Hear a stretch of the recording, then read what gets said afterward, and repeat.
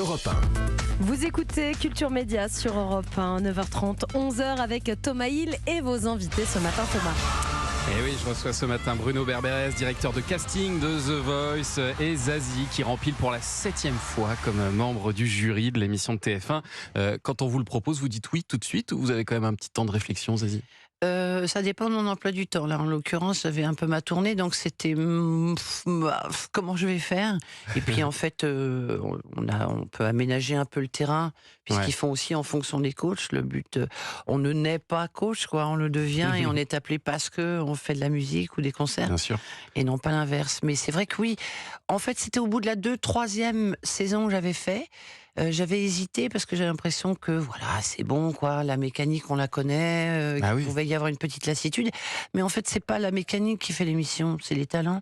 Et comme c'est de la matière humaine et que ça change à chaque fois, l'émission, bizarrement, change un peu de tête selon aussi le casting des coachs et selon aussi les talents qui viennent, quoi. Et alors vous avez déjà gagné 3 fois, enfin 3 de vos talents ont déjà gagné, donc vous gagnez 1 fois sur 2, c'est quand même fort.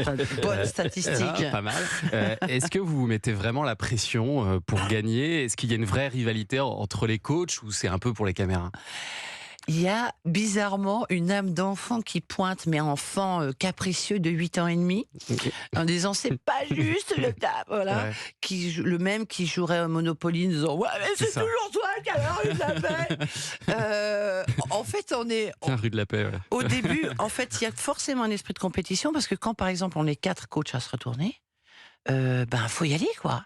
Donc il y a forcément cet esprit en disant ah merde, il a pris un bon argument, qu'est-ce que je vais pouvoir sortir pour avoir le talent. Un peu marrant, et là on a 8 ans et demi, quoi, d'âge mental. Après sur la compétition, c'est plus qu'on s'attache à nos talents. On passe quand même une saison, les gens les voient toutes les semaines. Nous, on commence en début novembre et on finit ça en mai. Donc, on s'attache à eux et donc on n'a pas envie de les décevoir. On a envie de les emmener le plus... Alors qu'on sait très bien que c'est un tuyau incompressible et qu'il n'y en aura qu'un à la fin. Mais... Et alors vous, Bruno Berberès, vous êtes le maillon fort des coulisses. Il est notre essentiel, indispensable. Le truffier, comme disait Zazie en coulisses. C'est bien, le Labrador. Le Labrador et non pas le cochon. Parce que c'est vous qui dénichez avec votre équipe les talents qui vont venir se présenter à The Voice. Et la question que je me pose à chaque fois en regardant cette émission, c'est comment vous faites pour trouver à chaque fois des talents qui nous bluffent. On a l'impression que le vivier est infini. Est-ce que c'est pas plus compliqué aujourd'hui quand même qu'hier ? Non, c'est absolument pas plus compliqué, c'est même voire plus facile. Parce qu'il vous a pas échappé que nous sommes 68 millions de Français, et je parle pas de tous les francophones. Donc imaginons que 10% de ces 68 millions chantent, qu'à l'intérieur de ces 10%, il y en a 10% qui chantent plutôt bien, etc., etc. Donc on a vraiment beaucoup de saisons devant nous. Et on finit par trouver, on va vous faire écouter d'ailleurs l'un des talents extraordinaires de cette nouvelle saison. Elle s'appelle Manuela, elle a 16 ans et elle reprend du Jacques Brel. Quand on n'a que l'amour pour meubler de merveilles et couvrir de soleil la laideur des faubourgs. Quand on n'a que l'amour pour parler 16 ans.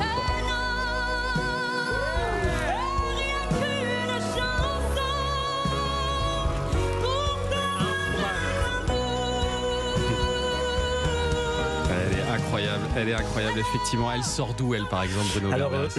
Elle sort de chez elle, déjà, pour commencer, et de l'école, parce que l'école, c'est important, à cet âge-là. Et je l'ai rencontrée dans un concours de chant qui s'appelle Les Cordes aux Voix, parce qu'il y a beaucoup de concours de chant en France, on en fait...